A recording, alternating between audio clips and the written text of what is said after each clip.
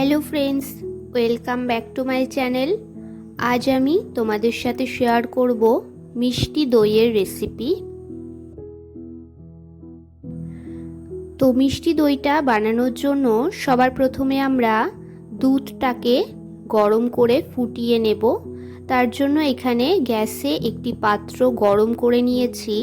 পাত্রটা গরম হয়ে গেলে এর মধ্যে কিছুটা জল দিয়ে দেব সবার প্রথমে। তারপর এখানে দুধটা ঢেলে দেব। আমি এখানে মোটামুটি 700 ml এর মতো প্যাকেট লিকুইড গরুর দুধটা ব্যবহার করেছি। তো এবার দুধটাকে সবার প্রথমে ভালোভাবে গরম করে ফুটিয়ে নেব।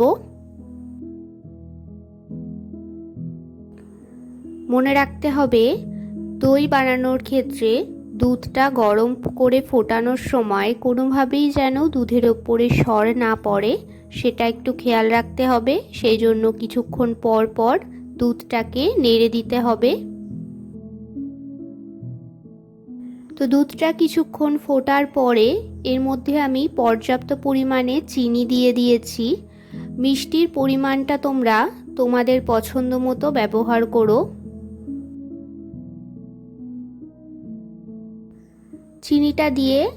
চিনিটা গলে যাওয়ার পর দুধটাকে আরও ভালোভাবে কিছুক্ষণ ফুটিয়ে ঘন করে নেব। তোমরা এর মধ্যে চাইলে দুটো এলাচও ব্যবহার করতে পারো, আমি এখানে এলাচটা দিইনি।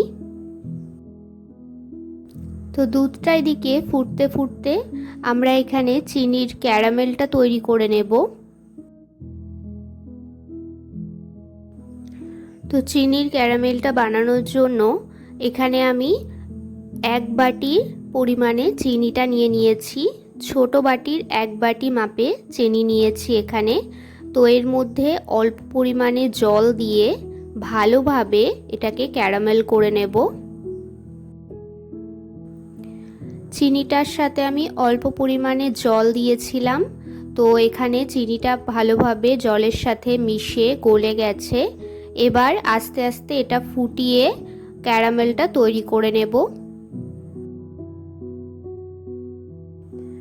আমি এখানে ক্যারামেলের রংটা হালকাই রেখেছি, তোমরা চাইলে আরও কিছুটা ফুটিয়ে গাঢ় রংটা করে নিতে পারো।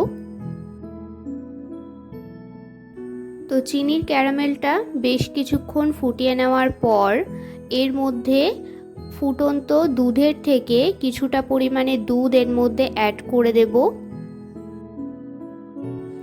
এই সময় অবশ্যই গ্যাসের ফ্লেমটা একদম লোতে রেখে নেবে আর দুধটা দিয়ে ভালোভাবে চিনির ক্যারামেলের সাথে এটা মিশিয়ে নেব।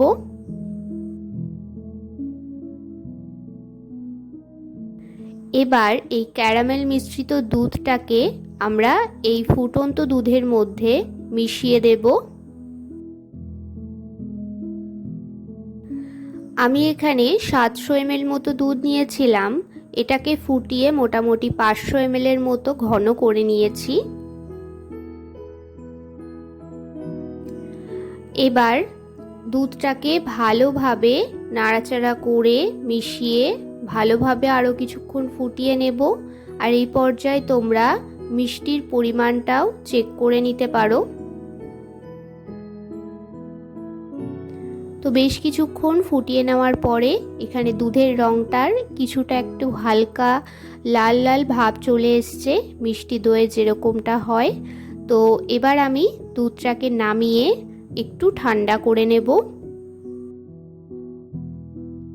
আমি এখানে কিন্তু দুধটা মোটামুটি অনেকটাই ঘন করে নিয়েছি, এর থেকে আর বেশি দুধটাকে শোকানো যাবে না। আর এখানে তোমরা খেয়াল রাখবে, দুধটা যখন ঠান্ডা হবে তখন যেন কোনোভাবেই ওপরে সর না পড়ে। তো কিছুক্ষণ পর পর তোমরা একটু দুধটাকে নেড়ে দেবে।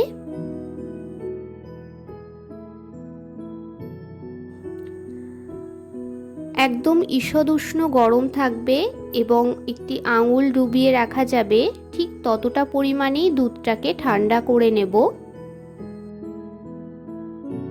আর দুধটা এখানে ঠান্ডা হতে হতে যে এর মধ্যে যে দইটা মেশাবো সেই দইটা ভালোভাবে ফেটিয়ে নেব। এখানে আমি যে বাটির চিনিটা নিয়েছি সেই বাটির পরিমাপে হাফ বাটি থেকে একটু বেশি পরিমাণে টক দই ব্যবহার করেছি। তোমরা চাইলে এখানে টক দইয়ের পরিবর্তে মিষ্টি দইটাও ব্যবহার করতে পারো। তো দইটা এখানে ভালোভাবে ফেটিয়ে নিয়েছি। এবার এর মধ্যে ঈষদুষ্ণ গরম দুধটা দিয়ে আরও কিছুটা ভালোভাবে ফেটিয়ে নেব। এবার এই দইয়ের মিশ্রণটা ভালোভাবে ওই দুধের সাথে মিশিয়ে দেব। এর আগে একটি ভিডিওতে আমি তোমাদের সাথে টক মিষ্টি সাদা দইয়ের রেসিপি শেয়ার করেছি, তোমরা সেটা দেখে না থাকলে চেক করে নিতে পারো, লিংক আমি নিচে ডেসক্রিপশন বক্সে দিয়ে দেব। তো দইয়ের মিশ্রণটাকে ভালোভাবে দুধের সাথে মিশিয়ে দিয়েছি। এবার আমি এখানে একটি মাটির পাত্রের মধ্যে দইটা বসাবো। তো তার জন্য মাটির পাত্রটা কিন্তু আমি ভালোভাবে পরিষ্কার করে মুছে নিয়েছি একটি শুকনো কাপড় দিয়ে। কোনোভাবেই এতে জল লাগানো যাবে না, তাহলে কিন্তু দইটা ভালো বসবে না। তো পরিষ্কার কাপড় দিয়ে আমি মুছে নিয়েছি। এবার এর মধ্যে আমি ওই দুধটা দিয়ে দেব। দুধটা দিয়ে ভালোভাবে ফয়েল পেপার দিয়ে মুখটা বন্ধ করে গরম কোনো কিছু দিয়ে চাপা দিয়ে মোটামুটি সারা রাত তোমরা রাখতে পারো, অথবা প্রায় 7 থেকে 8 ঘন্টা মতো গরম জায়গায় রেখে দিতে পারো। তো আমি এটা মোটামুটি সারা রাত রেখেছিলাম। পরের দিন সকালবেলা আমি এটা বের করে ফ্রিজে 2 ঘন্টা মতো রেখে তারপর সার্ভ করেছি। তো এখানে দেখো দইটা খুব ভালোভাবে বসে গেছে। এবার তোমরা এটা 2 থেকে 2.5 ঘন্টার জন্য ফ্রিজে ঠান্ডা করে নিও, তাহলে দইটা আরও ভালোভাবে সেট হয়ে যাবে। তারপর তোমরা এটা সার্ভ করতে পারো। তো আমার মিষ্টি দইয়ের রেসিপি একদম তৈরি। রেসিপিটা ভালো লাগলে চ্যানেলটি সাবস্ক্রাইব করে পাশে থেকো। দেখা হচ্ছে নেক্সট ভিডিওতে।